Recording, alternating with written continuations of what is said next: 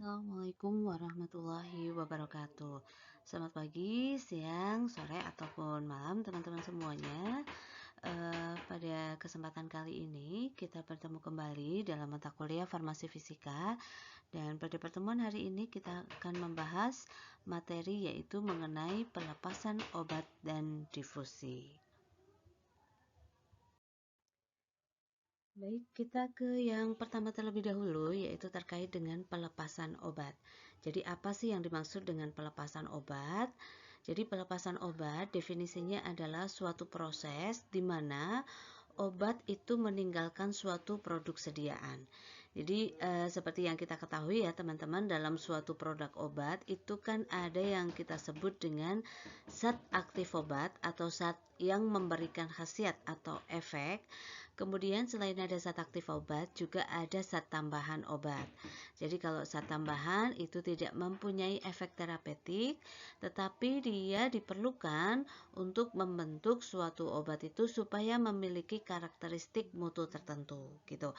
Jadi agar obat itu nantinya dapat memberikan efek, maka tentu saja setelah dipergunakan ya, misalnya obat itu setelah diminum, maka zat aktif obatnya itu harus bisa terlepas dari bahan-bahan yang lainnya atau dari produk sediaannya. Karena kalau masih terikat atau masih bercampur dengan bahan tambahan yang lainnya, maka nanti akan mengakibatkan suatu kendala begitu ya untuk zat aktif itu bisa memberikan efek atau khasiat. Nah, sebelum nanti kita akan membahas lebih lanjut terkait dengan bagaimana sih cara atau metode ya sehingga zat aktif itu bisa terlepas atau terlarut dari produk atau sediaannya, kita mencoba untuk mengetahui beberapa jenis pelepasan obat ya. Jadi untuk pelepasan obat itu teman-teman ada beberapa tipe. Tipe yang pertama disebut dengan pelepasan segera. Pelepasan segera atau sering diistilahkan dengan IR ya, immediate release gitu. Nah, obat dengan pelepasan tipe immediate release ini memungkinkan obat untuk segera melarut sehingga nanti diharapkan itu dapat segera memberikan efek. Jadi proses pelepasan obatnya itu tidak dimaksudkan untuk ditunda gitu. Nah, berkebalikan dengan pelepasan segera atau immediate release, teman-teman, ada juga obat yang karena alasan tertentu dia itu pelepasannya itu ditunda atau sering disebut dengan delayed release ya, DR gitu. Jadi pelepasan suatu obat pada waktu tertentu berbeda dengan segera dilepaskan. Contohnya apa? Contoh tablet delayed release itu adalah tablet enteric coated atau salut enteric gitu.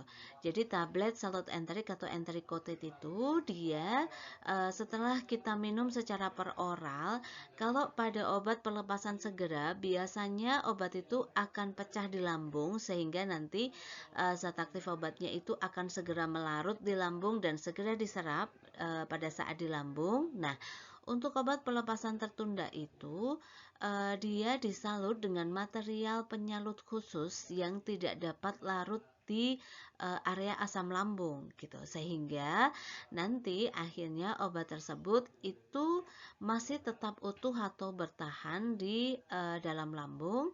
Nanti dia baru akan pecah atau terlepas zat aktifnya biasanya itu adalah pada saat dia sudah didorong keluar dari lambung menuju ke area usus gitu.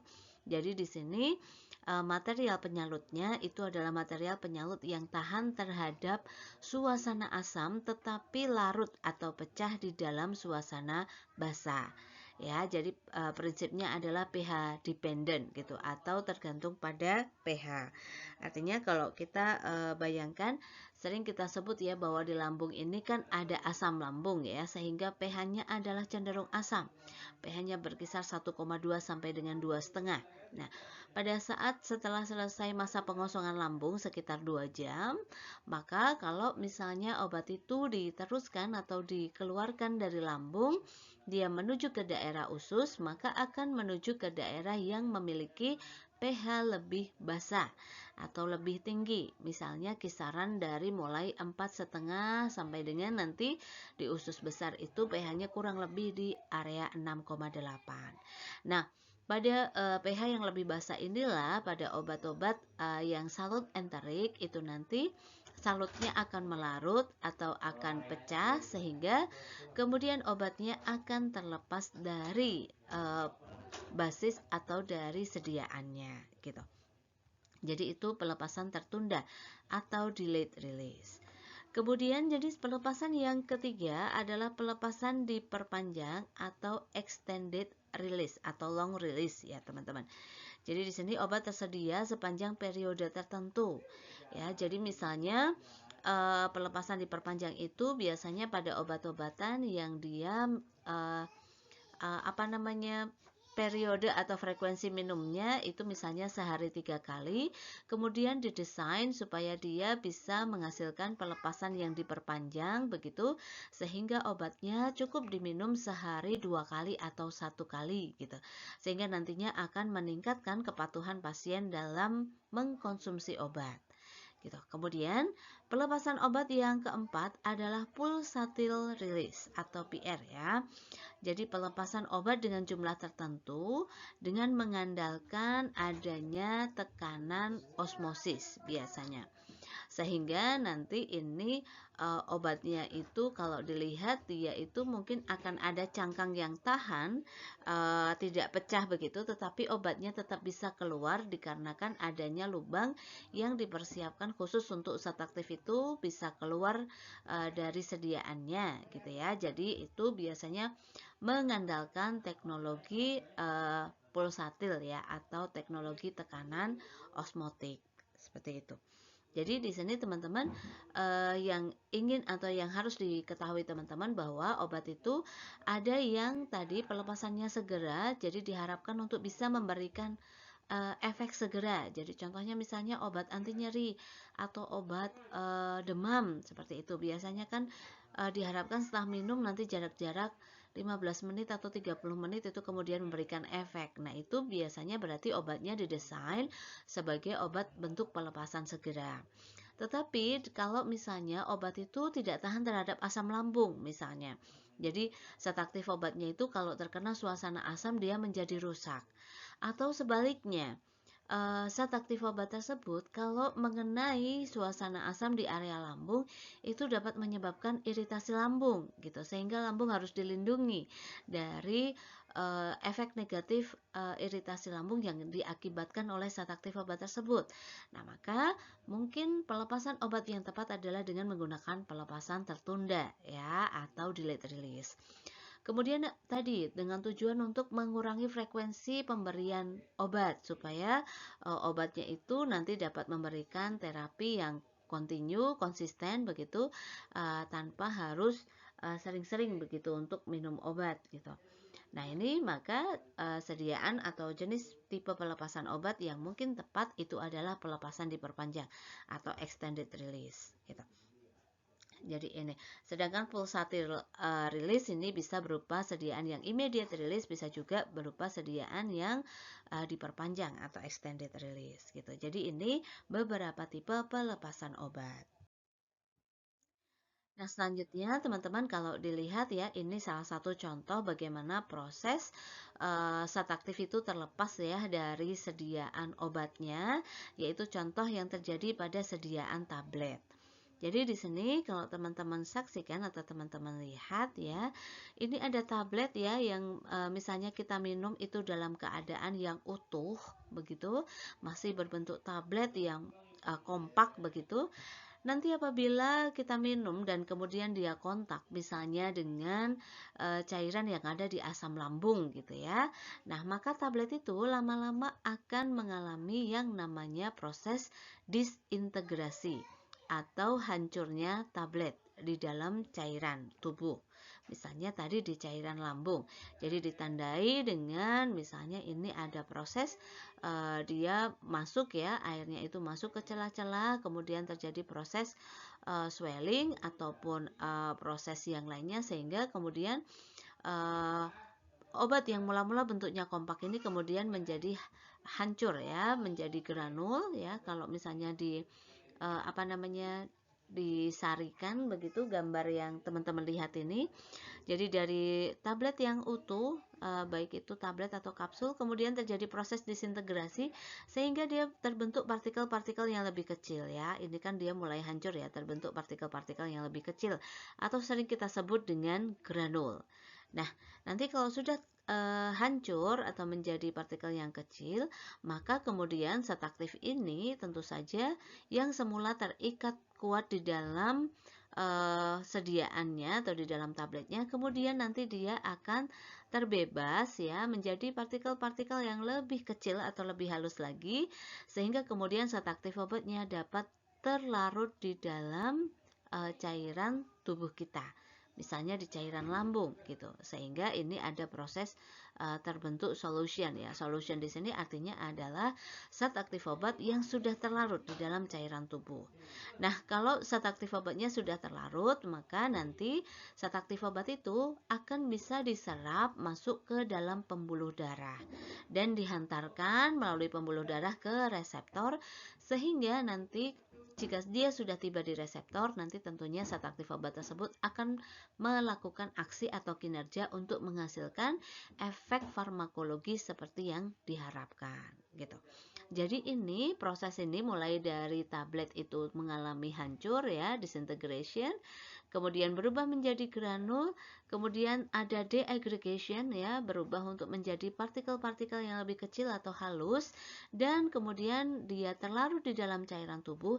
Ini adalah jalur terbesar proses pelarutan dari zat aktif obat pada bentuk sediaan tablet atau kapsul.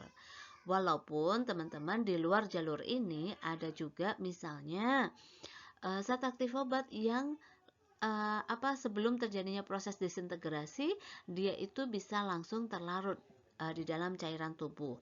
Nah, ini biasanya mungkin terjadi pada zat-zat aktif obat yang dia mungkin terletak ada di permukaan dari obat ini tadi. Jadi di bagian luar atau di bagian permukaan, sehingga dia bisa langsung kontak dan bisa langsung terlepas terlarut ke dalam cairan tubuh. Atau dari granul juga bisa langsung terlarut ya. Jadi misalnya pada saat dia sudah menjadi granul, pada zat aktif obat yang terletak pada permukaan granul itu kemudian langsung terlarut di dalam cairan tubuh ya, jadi langsung terdisolusi, itu juga bisa.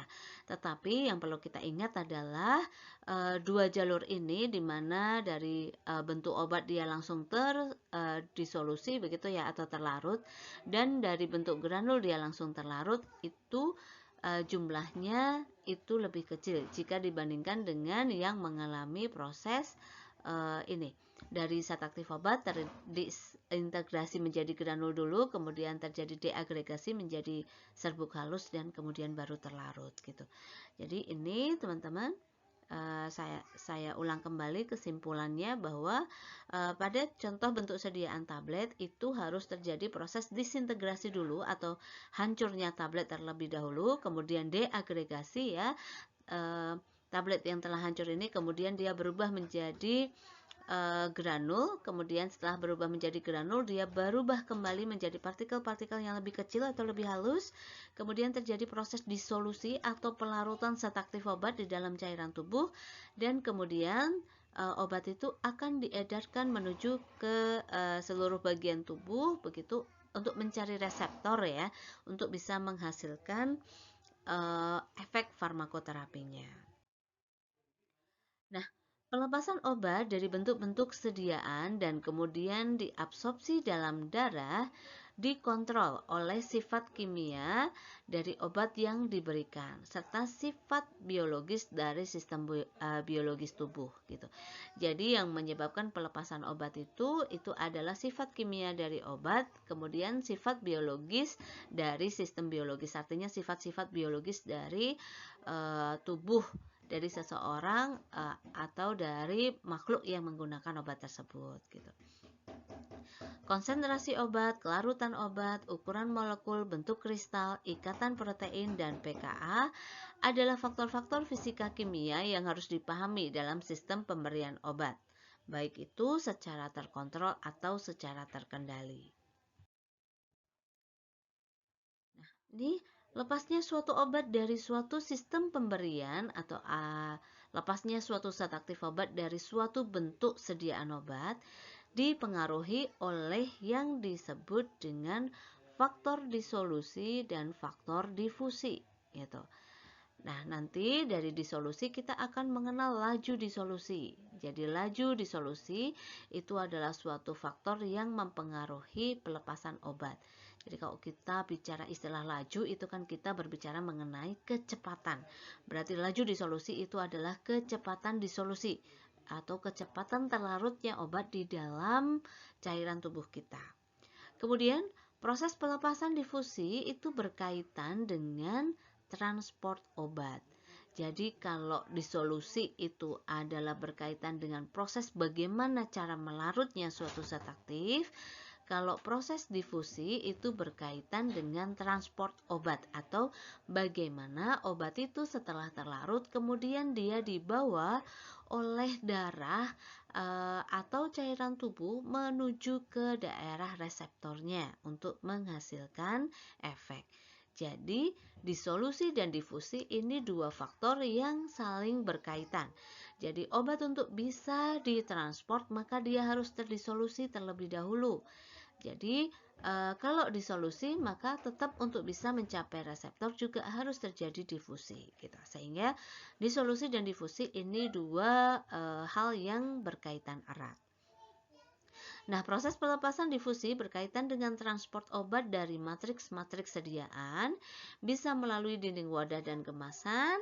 Kalau di dalam tubuh itu melalui gastrointestinal ya. Jadi gastro itu lambung, intestinal itu daerah usus ya, artinya saluran pencernaan. Kemudian lapisan kulit, vagina maupun rongga mulut dan sebagainya, di mana obat tersebut itu diaplikasikan. Nah, jika kita lihat teman-teman ya dari beberapa jenis pelepasan obat yang sudah kita bahas di paling awal tadi teman-teman ya, ada jenis pelepasan obat yaitu immediate release, ada extended release dan ada delayed release. Nah, kalau kita lihat di grafik atau di skematik seperti ini ya teman-teman, maka nanti akan lebih tampak ya bagaimana hubungannya pelepasan obat dengan kadar obat yang terlarut di dalam tubuh gitu. Jadi coba kita lihat dulu dari gambar yang biru ini, yaitu gambar yang menunjukkan pelepasan obat yang biru navy ini ya teman-teman, yaitu immediate release teman-teman. Ini yang ini. Ya. Artinya apa? 0 itu adalah titik awal pada saat obat itu dipergunakan atau dikonsumsi. Nah, kemudian karena obatnya itu pecah dengan cepat, maka di sini kita bisa lihat teman-teman, dalam waktu ini kan menunjukkan time ya atau dalam hour ya. Artinya di sini 0, di sini 2 jam, ini 4 jam, ini 6 jam dan seterusnya. Nah, di sini teman-teman kalau kita lihat grafik yang berwarna biru navy ini ya menggambarkan pelepasan obat yaitu tipe immediate release. Artinya saat obat digunakan dia langsung hancur, kemudian terjadi proses disolusi sehingga kemudian zat aktif obat itu akan terlarut di dalam darah menyebabkan persen obat yang terlarut di dalam darah itu mengalami peningkatan dengan cukup cepat. Jadi di sini teman-teman lihat misalnya puncak zat aktif obat itu paling tinggi ya di dalam darah, jadi sudah terlarut itu sebelum waktu 1 jam misalnya. Jadi di sini setengahnya ini kan 1 jam ya. Ini belum ada 1 jam itu konsentrasi obat di dalam darah itu sudah tinggi gitu. Jadi ini menandakan immediate release.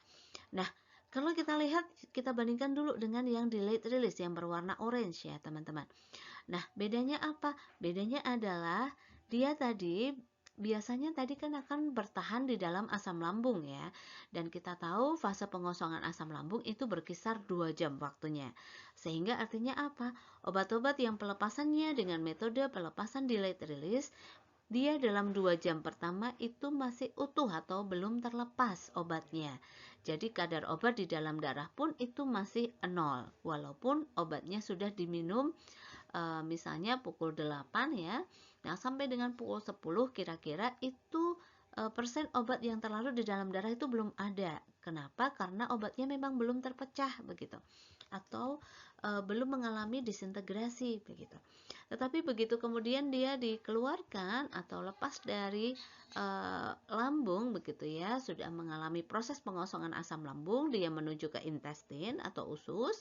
Nah, maka kemudian obat tersebut akan hancur sehingga perlahan-lahan konsentrasi obatnya pun itu akan mengalami peningkatan. Ya, di sini bisa dilihat kemudian dia mengalami peningkatan ya persen obat yang terlarutnya. Jadi misalnya di sini puncak kadar obat di dalam darah itu kurang lebih di 2 jam sekian menit kayak gitu ya, puncaknya ada di sini gitu. Nah, itu contoh profil delayed release. Nah, bagaimana dengan extended release ya yang berwarna biru muda ini? Nah, extended release menggambarkan proses pelepasan obat itu dia tidak langsung tinggi gitu, tetapi dia perlahan-lahan ya mengalami peningkatan, dia langsung dilepas tetapi pelepasannya tidak langsung banyak, atau obat itu tablet biasanya tidak langsung hancur seluruhnya ya. Jadi mungkin dia seperti erosi sedikit-sedikit sehingga zat aktif obatnya pun terlepasnya juga sedikit-sedikit. Misalnya contohnya di sini dalam jangka waktu 2 jam dia konsentrasinya itu baru akan 20% dari kadar zat aktif obat yang terlepas gitu. Kemudian misalnya di sini dia mencapai puncak itu setelah 24 jam contohnya. Maka di sini obat tersebut nanti akan memberikan efek durasi terapi yang lebih lama jika dibandingkan dengan obat-obat immediate release maupun delayed release. Nah, ini hampir sama tadi dengan grafik yang sebelumnya ya, teman-teman. Jadi immediate release ini yang ini ya. Dia langsung dilepaskan tinggi menuju ke kadar untuk bisa menghasilkan efek terapi, tetapi kemudian dia juga ada laju eliminasi sehingga kemudian dia mengalami penurunan konsentrasi obat di dalam darah. Nah, sedangkan kalau yang extended release misalnya, maka dia dilepaskan sedikit demi sedikit, tetapi kemudian disertai dengan pelepasan kembali sehingga dia bisa berefek di dalam ini kan namanya therapeutic range ya. Jadi obat itu kalau masuk di dalam rentang ini kadarnya, dia baru akan bisa memberikan efek terapi. Jadi kalau ini dia bisa memberikan efek terapi dalam jangka waktu yang lama. Tetapi kalau immediate release, teman-teman lihat karena ini kemudian dia mengalami penurunan, mulai dari titik ini artinya dia sudah tidak memberikan efek terapi. Sehingga itulah untuk mempertahankan efeknya biasanya untuk obat immediate release ini harus kita minum kembali obatnya. Misalnya kalau aturan pakainya sehari 3 kali, maka kita meminumnya adalah setiap interval 8 jam. Nah, jadi dalam 24 jam itu minumnya 3 kali sehari, intervalnya 8 jam. Kemudian kalau sustain release ini dia perlahan-lahan ya baru memberikan efek di waktu yang lebih lama jika dibandingkan dengan extended release misalnya. Kemudian nanti dia seiring berjalannya waktu juga ada proses eliminasi sehingga nanti kadar obat di dalam darah itu juga mengalami penurunan. Oke, nah kalau kita berbicara pelepasan obat, teman-teman, ada beberapa tipe pelepasan obat. Yang pertama adalah pelepasan ordenol, yaitu proses yang mengacu kepada pelepasan obat dengan jumlah konstan. Artinya berapapun waktunya, berapapun konsentrasinya, jumlah obat yang dilepaskan jumlahnya adalah konstan. Jadi ini ya, konstan itu tadi jumlah obat yang sama dilepaskan per unit waktu. Nah, di sini teman-teman nanti akan ada rumus untuk menghitung jumlah obat yang dilepaskan ya. Jadi rumusnya adalah Q sama dengan Q0 plus K0 kali T. Di mana Q itu jumlah obat yang dilepaskan, Q0 jumlah awal dalam larutan, K0 itu konstanta pelepasan ordenol, dan T itu adalah waktunya. Oke, selanjutnya kita belajar mengenai difusi ya. Jadi untuk pendahuluan dari difusi, sediaan obat yang dihasilkan dalam bidang farmasi sebelum dilepaskan ke sasaran harus melalui beberapa pengujian untuk menstandarisasi dan menjamin kualitas segala aspek sediaan. Nah, pengujian sediaan farmasi untuk menjamin atau menstandarisasi kualitas sediaan itu antara lain adalah yang namanya uji disolusi dan uji difusi. Nah, untuk menggambarkan proses difusi obat yang terjadi ya teman-teman, mungkin teman-teman pernah ya membuat teh atau memasak air hingga mendidih gitu. Nah, coba kita lihat apa sih yang terjadi pada saat kita membuat teh dengan menggunakan air yang mendidih ya. Jadi pada proses pembelian gula pada cairan teh tawar ya. Jadi kalau misalnya tehnya sudah jadi kemudian baru kita berikan gula, maka lambat laun cairan akan menjadi manis gitu. Sehingga di sini terjadi proses pelarutan gula dalam cairan teh. Kemudian karena airnya berupa air yang panas, maka uap air kemudian dia akan menuju ke daerah yang di udara begitu ya, sehingga di situ terjadi proses difusi gitu. Jadi di sini gula berdifusi ke dalam air dan kemudian uap air berdifusi ke dalam udara.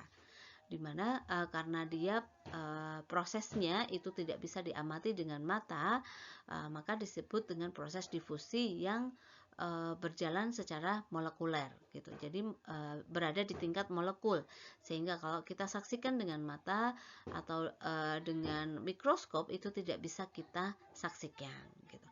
Nah, kemudian contoh lain yang menggambarkan terjadi proses difusi ya pada sediaan obat itu adalah pemakaian kosmetik, krim dan lotion. Jadi di situ setelah kita misalnya menggunakan krim atau lotion ya ke kulit begitu, kemudian krim atau lotionnya merasuk atau meresap ya ke dalam bagian-bagian kulit.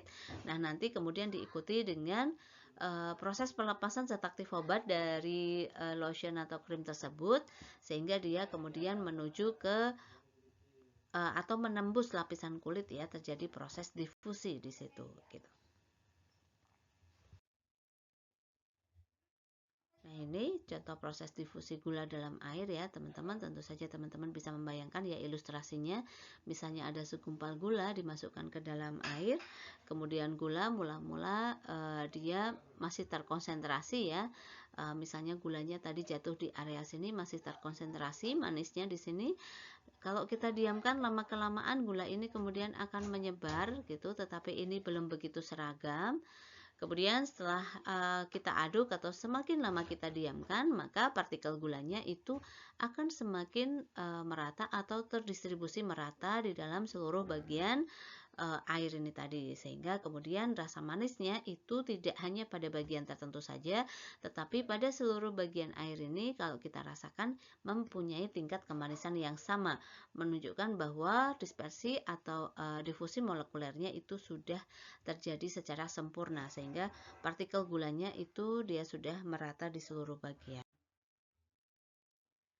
Nah, difusi itu diasumsikan sebagai suatu proses perpindahan massa molekul suatu zat yang dibawa oleh gerakan molekuler secara acak dan berhubungan dengan adanya perbedaan konsentrasi. Jadi, kuncinya ada di sini.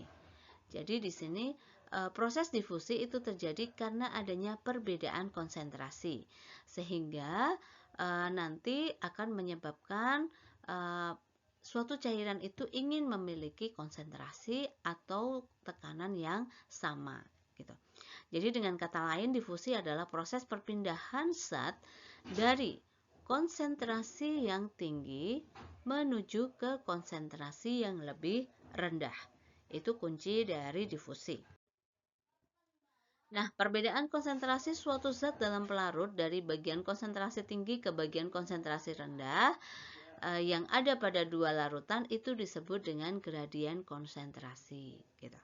Jadi difusi akan terus terjadi hingga seluruh partikel tersebar luas secara merata atau mencapai keadaan kesetimbangan. manakala perpindahan molekul tetap terjadi walaupun tidak ada perbedaan konsentrasi gitu. Jadi difusi ini akan terus berjalan dengan tujuan tadi ya, mencari keadaan yang setimbang kayak gitu ya, sehingga pada dua larutan yang semula memiliki konsentrasi yang berbeda itu kemudian memiliki konsentrasi yang sama. Nah, kita masuk ke jenis-jenis difusi, teman-teman. Difusi itu dibedakan dalam dua tipe. Yang pertama adalah berdasarkan energi dan yang kedua berdasarkan jenis membran yang digunakan. Kalau berdasarkan energi itu ada yang disebut dengan difusi biasa dan dan ada yang disebut dengan difusi khusus. Sedangkan berdasarkan jenis membrannya, ada yang disebut dengan difusi molekuler atau permeasi, ada difusi melalui pori ya, dan ada difusi melalui membran. Oke, kita sekarang ke tipe difusi yang berdasarkan pada energi ya, teman-teman. Jadi untuk yang pertama itu adalah tipe difusi biasa. Jadi difusi biasa itu terjadi ketika sel ingin mengambil nutrisi atau molekul yang sifatnya adalah hidrofobik ya, atau tidak suka air, atau tidak berpolar atau tidak berkutub gitu ya. Jadi kalau misalnya terjadi seperti ini ya, sel ingin mengambil nutrisi atau molekul dari sesuatu yang sifatnya adalah hidrofobik, maka molekul itu dapat langsung berdifusi ke dalam membran plasma yang terbuat dari fosfolipids gitu. Jadi di sini kita tahu bahwa sel itu di lapisan terluarnya itu kan ada membran yang fosfolipid ya. Jadi lipid itu kan lemak. Jadi memang kalau lemak tentu saja dia tidak atau sukar untuk bercampur dengan air, tetapi kalau nutrisi atau molekulnya sifatnya adalah hidrofobik, nah dia nanti dapat langsung terjadi difusi melalui membran sel tersebut. Jadi difusi seperti ini tidak memerlukan energi atau ATP. Jadi ATP itu adalah sesuatu substansi yang biasanya digunakan atau dibutuhkan pada saat ingin terjadi difusi yang membutuhkan energi gitu. Jadi ini difusi biasa. Kemudian yang kedua adalah difusi khusus. Jadi difusi khusus terjadi ketika sel ingin mengambil nutrisi atau molekul yang sifatnya adalah hidrofilik ya, atau berpolar atau ion. Jadi biasanya ini larut di dalam air ya, nutrisi atau molekulnya. Nah, difusi seperti ini karena nanti akan melewati membran sel yang lapisannya adalah berupa lapisan fosfolipid tadi, maka memerlukan protein khusus yang memberikan jalur kepada partikel-partikel tersebut ataupun membantu dalam perpindahan partikel. Jadi hal ini dilakukan karena partikel-partikel tersebut tidak dapat melewati membran plasma dengan mudah. Jadi protein-protein yang turut campur dalam difusi khusus ini biasanya berfungsi untuk partikel-partikel yang sifatnya spesifik juga. Kemudian kita ke jenis difusi yang berdasarkan pada jenis membran. Yang pertama adalah difusi molekuler atau permeasi. Jadi difusi molekuler ini adalah difusi yang melalui media yang tidak berpori. Jadi ketika difusi ini bergantung pada disolusi dari molekul yang menembus dalam keseluruhan membran. Nah, contoh pada difusi molekuler ini terjadi pada transport teofilin yang melalui suatu membran polimer meliputi disolusi obat tersebut ke dalam membrannya. Jadi, di sini membrannya itu berupa membran homogen dan tidak ada pori atau porusnya. Gitu.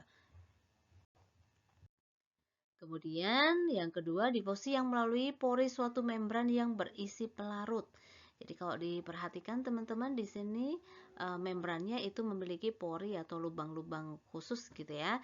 Jadi manakala difusi ini dipengaruhi oleh ukuran relatif molekul yang menembus membran serta diameter dari pori tersebut.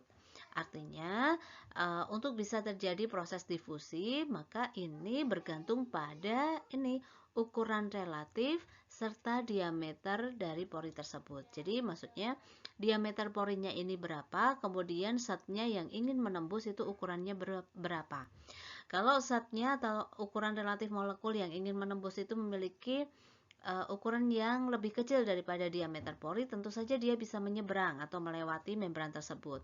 Tetapi kalau ternyata ukuran relatif molekul yang akan berpindah ternyata ukurannya lebih besar daripada diameter dari pori, maka tentu saja si molekul tersebut tidak dapat berpindah karena tidak bisa melalui lubang dari ukuran dari pori yang tersedia pada membran permeabelnya gitu.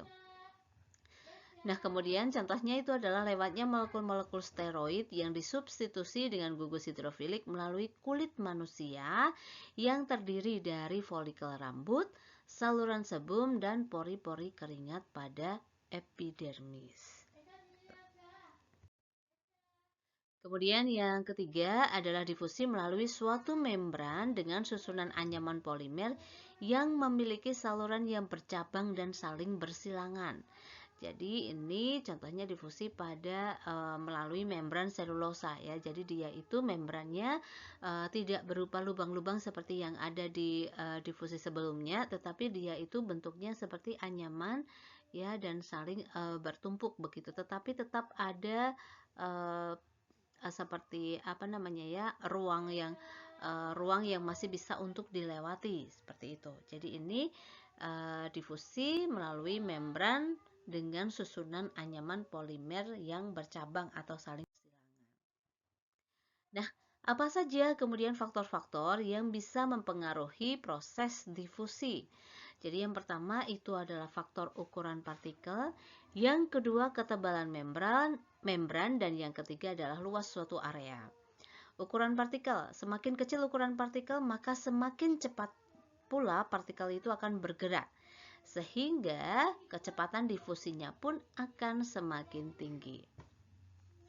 Kemudian membran, kalau berkaitan dengan ketebalan membran ya, semakin tebal membran maka semakin lambat kecepatan difusinya.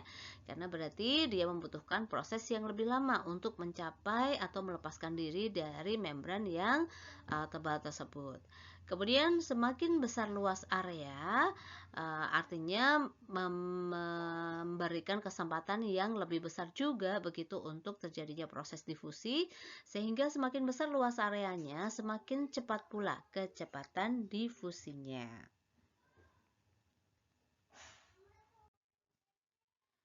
Kemudian yang keempat, jarak ya. Semakin besar jarak antara dua konsentrasi, maka semakin lambat kecepatan difusinya. Artinya kalau misalnya ada jaraknya yang semakin panjang begitu atau jaraknya yang semakin jauh, maka kecepatan difusinya pun dia akan semakin lambat. Kemudian juga bergantung pada suhu. Ya, semakin tinggi suhu, partikel akan mendapatkan energi untuk bergerak dengan lebih cepat. Karena kita ketahui bahwa suhu ini dapat meningkatkan energi,